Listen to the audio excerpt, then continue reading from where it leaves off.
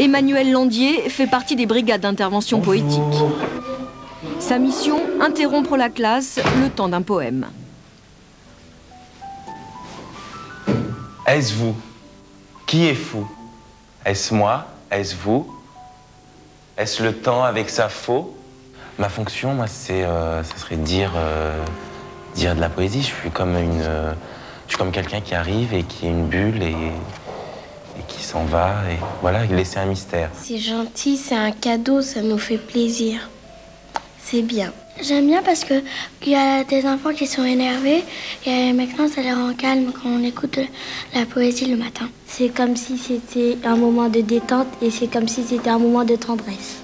C'est dans le cadre du Printemps des Poètes qu'Emmanuel intervient depuis le début de la semaine, chaque matin, dans toutes les classes de cette école élémentaire du 13e arrondissement. Une expérience unique à Paris pour aborder autrement la poésie et découvrir des poètes contemporains.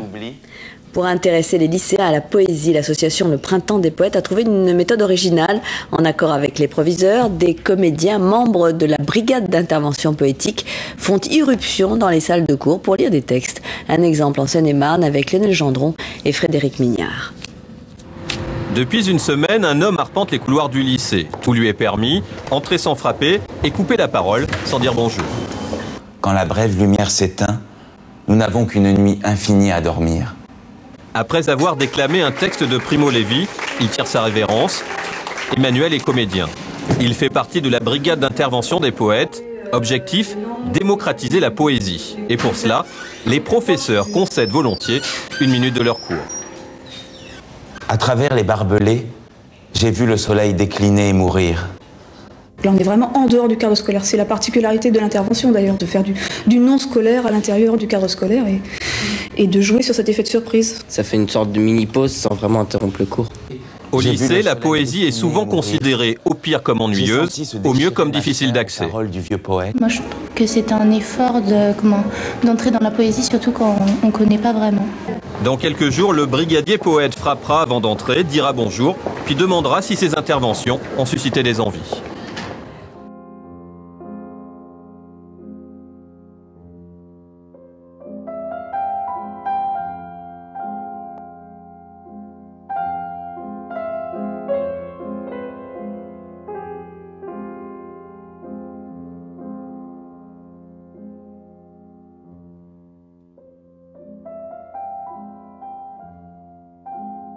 Mais quand l'herbage suivant fut traversé, un beuglement formidable s'éleva. C'était un taureau que cachait le brouillard. Il avança vers les deux femmes. Madame Aubin allait courir. Non, moins vite. Elle pressait le pas cependant et entendait par derrière un souffle sonore qui se rapprochait. Ses sabots comme des marteaux battaient l'herbe de la prairie. Voilà qu'il galopait maintenant. Félicité se retourna et elle arrachait à deux mains des plaques de terre qu'elle lui jetait dans les yeux. Il baissait le mufle, secouait les cordes et tremblait de fureur en beuglant horriblement. Madame Aubin, au bout de l'herbage avec ses deux petits, cherchait éperdue comment franchir le haut-bord. Félicité reculait toujours devant le taureau et continuellement jetait des mottes de gazon qui l'aveuglait, tandis qu'elle criait « Dépêchez-vous, dépêchez-vous !» Madame Aubin descendit le fossé, poussa Virginie. Paul ensuite tomba plusieurs fois en tâchant de gravir le talus. Et à force de courage, il parvint. Le taureau avait acculé Félicité contre une claire-voie. Sa bave lui rejaillissait à la figure. Une seconde de plus, il l'éventrait. Le 13 juillet 1938. Monsieur l'abbé. J'ai 23 ans et je suis étudiant. Alors que j'avais une dizaine d'années, peut-être 11, je ne sais plus, je m'amusais fréquemment avec un camarade. Un jour, notre amusement consista à se toucher les jambes. Et à un moment, je sentis une sensation très agréable. C'était un plaisir charnel. Dès lors, les amusements de ce genre se répétèrent souvent, car l'impression, ou plutôt l'émotion, m'attirait. À cette époque, j'ignorais absolument les problèmes de la génération et de la pureté que j'ai appris beaucoup plus tard.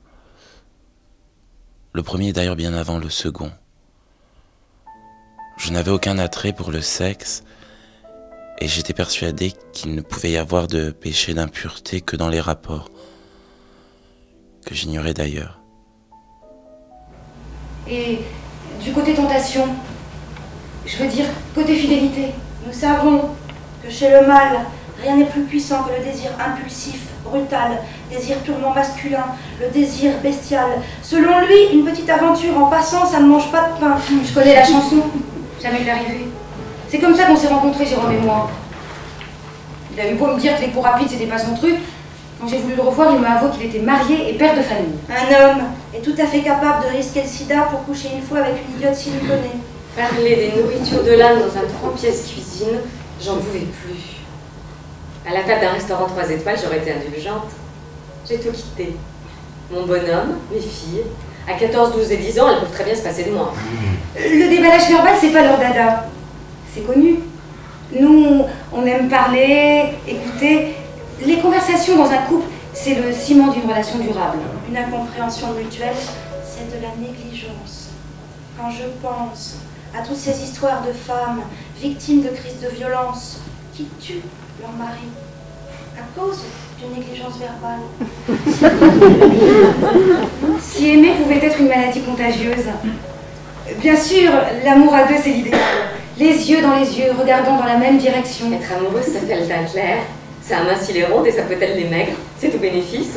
Tokyo superposé, Tokyo atomisé avant la lettre, grouillant de foule avec ses taxis à portes automatiques, ses radios braillant des chansons en japonais qui plagient les sous-produits de Piaf ou des Beatles, ses gracieuses réceptionnistes chargées dans les bureaux des grandes compagnies de sourire aux clients en lui servant du thé et en s'inclinant sur son passage, ou encore de faire aux entrants et aux sortants de mécaniques courbettes sur le seuil des grands magasins et qu'on rendra à leur famille vers la 30e année. Edo qui fut plat, là où Tokyo est vertical avec ses fantômes écrasés, sous les gratte-ciel ou gémissant sous les assourdissants viaducs. Edo et ses geishas rêvant sous la lune ou se glissant vers les latrines.